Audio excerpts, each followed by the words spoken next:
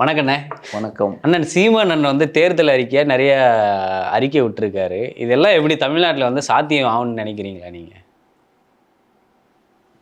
ஒவ்வொரு தேர்தல் அறிக்கையும் படிச்சிங்கள்ல, எல்லாமே நம்ம தமிழர்களுக்காக உட்காந்து கிட்டத்தட்ட ஆ என்ன என்ன என்ன என்ன ஒன்று சொல்லுங்க. ஹலோ, ஒரு அறிக்கை, ஒரு தேர்தல் அறிக்கை சொல்லுங்க. ஒரு தேர்தல் அறிக்கையா? முழுக்க முழுக்க எல்லாமே தமிழில் இருக்கணுங்கிறது எவன் கொண்டு வருவான்? எங்கள் அண்ணன் சீமான் இந்த தேர்தல் அறிக்கையை ஒரே நாளில் உருவாக்கிடல, இல்லை எவங்கிட்டையும் உட்காந்து பேசி உருவாக்கிடல. கடந்த 5 வருஷமா இந்த தமிழ் மக்களுக்காக என்னெல்லாம் நலத்திட்டங்கள் கொண்டு வரலாம் அப்படின்னு உட்காந்து உட்காந்து உட்காந்து இது நாள் வரைக்கும் எழுதி இப்போதான் வெளியிட்டார், தெரியுமா? ஆமாம், ஒன்று சொல்லுங்க. எத்தனை அறிக்கைகள் விட்டுருக்காரு? எத்தனை பக்கம் அறிக்கை? ஒரு அறிக்கையை எடுத்து சொல்லுங்க. அது என்ன ஏதுன்றதை மக்களும் தெரிஞ்சுக்கிட்டோம், நானும் தெரிஞ்சுப்பேன் எப்படின்றத நீங்கள் சொல்லுங்கள். அதான் இப்போ எல்லாருமே டாக்டர் போய் பார்க்குறாங்களா? ஓகே, டாக்டர் என்ன படிச்சிருக்காரு? எம்பிபிஎஸ் படிச்சிருக்காரு. அதான் இனிமேல் எந்த டாக்டரையும் எம்பிபிஎஸ் படித்தான் அப்படின்னு சொல்லக்கூடாது. வேற என்ன படித்தானே? பிகாம் படித்தான், எஸ்எல்சி படித்தான், பிடெக் படித்தான். ஹலோ, ஆங்கில வார்த்தையை உபயோகப்படுத்தக்கூடாதுங்க, புரியுதுங்களா? பிஏ படிச்சான், எம்ஏ படிச்சான், எம்ஃபில் படிச்சான் அப்படிலாம் சொல்லக்கூடாது. வேற எப்படி சொல்லணும்? ஆமா, படிச்சான் அவ்வளவுதான். என்ன அப்புறம் எப்படிங்க டாக்டர் அவருக்கு கண்டுபிடிக்கிறது? நாங்க டாக்டர்னு எப்படி கண்டுபிடிக்கிறோம்? ஆமா, இப்போ டாக்டர் என்ன படிச்சிருக்கணும்? இப்போ ஒரு ஆளுக்கு ஒரு மருத்துவ ஆகிறதுக்குன்னா தகுதி என்ன? மருத்துவம் ஒரு டாக்டர் ஆகணும்ல, அதுக்கான தகுதி என்ன? வைத்தியம் பார்க்க தெரிஞ்சா போதும். வைத்தியம் பார்க்க தெரிஞ்சா போதும். ஆமா, எப்படி? நல்லா ஒன்று தெரிஞ்சுக்கங்க, ஆங்கில மருத்துவர்கள் தான் இந்த செத்தாஸ்கோப் வச்சு நெஞ்சில லப்பு டப்பு லப்பு டப்புன்னு அடிக்குதான்னு பார்ப்போம். அன்னன்னைக்கே உடம்பு சரியில்லைனாலும் அந்த ஆங்கில டாக்டர்கள்ட்ட தான் போகணும். ஞாபகம் வச்சு தேவையில்லைங்கிறேன். ஏன் தேவை? இனிமேல் போகக்கூடாது. அந்த மாதிரி டாக்டர் எல்லாத்தையுமே நாங்கள் நீக்கிறோம், பணி நீக்கம் செஞ்சு அவனுங்களெல்லாம் வேலையை விட்டு தூக்கிறோம். சரி, ஆமா, இனிமேல் வந்து எங்க அண்ணன் ஆட்சிக்கு வந்துட்டார்னா சீரியஸா சொல்றேன். ஆமா, இது பாட்டி வைத்தியம் தெரியுமா? பாட்டி வைத்தியம். கசாயத்தை இடிச்சு கடைச்சி கொடுத்தாவே சரியா போயிடும் எல்லாம். சரி, எல்லா அண்ணன் கட்சியில் இருக்கவங்க எத்தனை பேருக்கு பாட்டி வைத்தியம் தெரியும்? அதான் ஏன்னா அதான் உங்களுக்கு வந்து நல்லா தெரிஞ்சுங்க. இங்க நடு சிட்டியில உட்காந்துக்கிட்டு இப்படி பேசல ஒரு பிரயோஜனம் இல்லை. சரி, கடைக்கோடியில் இருக்கிற அந்த ஆயா கிட்ட கேளுங்க. கடைக்கோடியில் ஆயா கிட்ட எப்படின்னா எப்படி இவங்களுக்கு மருத்துவம் தெரியுன்றதை நான் எப்படி கண்டுபிடிக்க முடியும் அவங்கள? ஹலோ, கிராமத்துல இருக்கிற ஒவ்வொரு கிழவிக்கும் வைத்தியம் தெரியும், தெரியுமா? எப்படிங்க நான் கண்டுபிடிக்க முடியும்? இப்போ எனக்கு தெரியாது. நான் இப்போ வந்து இப்போ அங்கே எங்கே நீங்க வந்து கிராமத்தில் மட்டும் பாலிடிக்ஸ் பண்ண போறதில்ல, தமிழ்நாட்டுக்கு சிஎம் ஆக போறீங்க, சரிங்களா? கிராமத்துக்கு சிஎம் ஆக போறீங்க.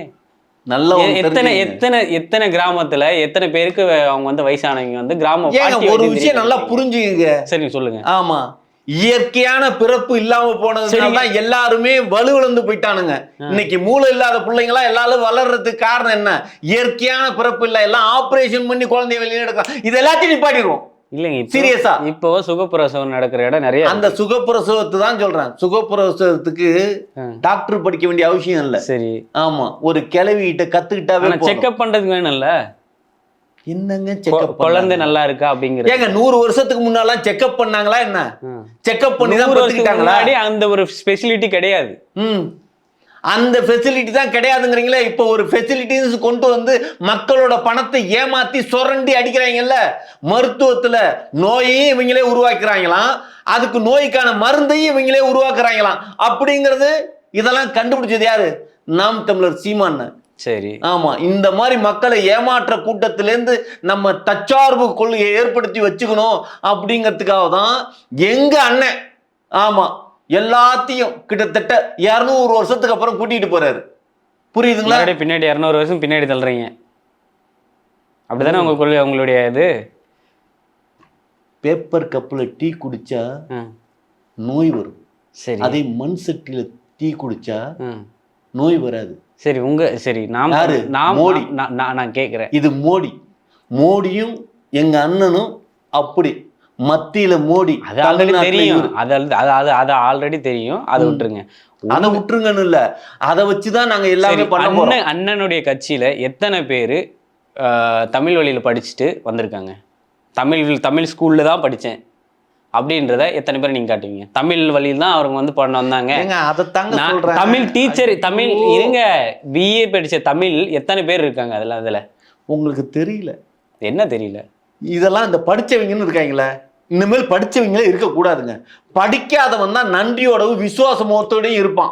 புரியுதுங்களா? படிக்காம இருக்கிறப்பதான் அடிமையா இருக்கணும். அடிமையா இருப்பானா? ஹலோ, நல்லவனா இருப்பான், அன்பானவனா இருப்பான். புரியுதுங்களா? அதனால யாரையுமே நாங்க படிக்க வைக்க போறது இல்ல. எதுக்கு படிக்கணும்? படிச்சு பாலா போறதை விட ஆடு மாடு மேய்ச்சி ஆளா போகலாம். நாங்க அதனால விவசாயத்துல எல்லாருக்கும் ஆடு மாடு கொடுத்துருவோம். புரியுதுங்களா? கவர்மெண்ட் விவசாயிக்கு கவர்மெண்ட் உத்தியோகம் இது வரைக்கும் எவனாவது பிரகடனப்படுத்திருக்கானா? எங்களோட அரசியல் அறிக்கையில் இருக்கு தெரியுமா? விவசாயம் நல்ல ஒரு விஷயம் தான் சொல்றேன். ஏன் அண்ணனோட பையன் அதுக்கு பண்ணலாமே? அண்ணனுக்கு பையன் இருக்காங்க தானே, பசங்க இருக்காங்க தானே. அதே மாதிரி அவங்க இதுல இருக்காங்களே, அவங்க தொண்டர்கள் இருக்காங்கல்ல, அவங்களுடைய நிர்வாகி இருக்காங்கல்ல, அவங்களுக்கு பசங்க இருக்காங்க தானே. ஏன் அவங்க பசங்களை படிக்க வைக்கிறாங்க? நல்லா ஒன்று தெரிஞ்சுக்கங்க. எத்தனை அந்த நிர்வாகிகளுடைய பசங்க எத்தனை பேர் தமிழ் பள்ளிக்கூடத்தில் படிக்கிறாங்க? அதை மட்டும் சொல்லுங்க. அண்ணனுடைய எல்லாருக்கும் எல்லாம் சேரணுன்றது தான் அண்ணனுடைய கொள்கை. நான் ஒத்துக்கிறேன். தமிழர்கள் தான் நான் ஆளணுன்றதை ஒத்துக்கிறேன். நல்ல நிலைப்பாடு, அதை நான் வரவேற்கிறேன். எல்லாரும் வரவேற்கிறாங்க. ஓகே, நல்ல விஷயம். எத்தனை நிர்வாகிகளுடைய பசங்க கவர்மெண்ட் ஸ்கூல்ல படிக்கிறாங்க? அண்ணனோட பையன் எங்க படிக்கிறான்? நல்லா ஒன்று தெரிஞ்சுங்க. சொல்லுங்க சொல்லுங்க. நாங்கள் ஆட்சிக்கு வந்தாச்சுன்னா, அண்ணன் ஆட்சி அமைச்சிட்டாருன்னா அடுத்த நாளே உடனே என்ன பண்ணுவீங்க? அந்த பள்ளிக்கூடத்துலேருந்து நீக்கிட்டு நாங்கள் தமிழ் வழி பள்ளியில் கூடத்தில் போய் சேர்த்துருவோம் பிள்ளைங்களை. ஆமாம், அண்ணன் ஆட்சிக்கு வரணும்.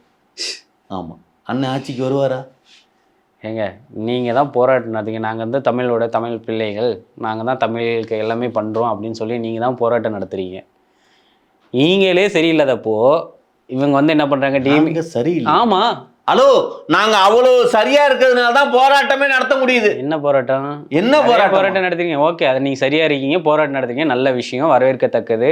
நீங்க இருக்கிறதுனால தான் ஓகே. இப்போ சில விஷயங்கள்லாம் மாறணும்னு நினைக்கிறது நல்ல விஷயம், நான் இல்லைன்னு நான் சொல்லலை. ஏங்க, மாற்றம்லாம் கொஞ்சம் நெஞ்ச மாற்றம் இல்ல. விவசாயத்துல எல்லாரும் புரட்சி பண்றோம்னு சொல்லி ஒரு இளவு புரட்சியும் பண்ணாம இருக்காங்க. ஆனா நாங்க என்ன தெரியுமா, ஒரு கல் எடுத்து மரத்துல விட்டு எறிஞ்சா அட்டே டைம்ல 2 மாங்காய் உழுவக்கூடாது, ஒரு தேங்காய் ஒரு மாங்காய் உழுவணும். புரியுதுங்களா? எப்படியா தெரியாதா? தென்னை மரத்துல ஒட்டு மாங்காய் மரம்னு இருக்கா, அதை ஒட்டி வச்சிருவோம். புரியுதுங்களா? அப்படி வளர்றப்ப தேங்காய் உழுவும், மாங்காய் உழுவும். உழுவுமா உழுவாதா? இதெல்லாம் எவன் கொண்டு வருவான்? மற்ற கட்சிக்காரன் இதெல்லாம் செய்வானா? எங்க அண்ணன் சீமான் தான் செய்வார். ஆமா, நீங்க சாதாரண நினைக்காதீங்க. ஆமாம், நாம் தமிழர் கட்சிங்கிறது நாம் தமிழராக இருக்க வேண்டிய கட்சி அது. ஆமாம், அதுக்காக தான் இங்கே எல்லா பயலுமே நிறையா பேர் இந்திக்காரன் ஆகிட்டான் தெரியும், நிறையா பேர் தெலுங்குக்காரன் ஆகிட்டான். தமிழ்நாட்டில் முக்கால்வாசி பேர் எல்லாம் மிக்ஸ் ஆகி போயிட்டாங்க. தமிழர்களாக மட்டும் இருக்கணும் தான் எங்கள் அண்ணன் உயிரை கொடுத்து உழைச்சிக்கிட்டு இருக்காரு தெரியுமா? ஆமாம், உங்களுக்கு இதெல்லாம் தெரியாது.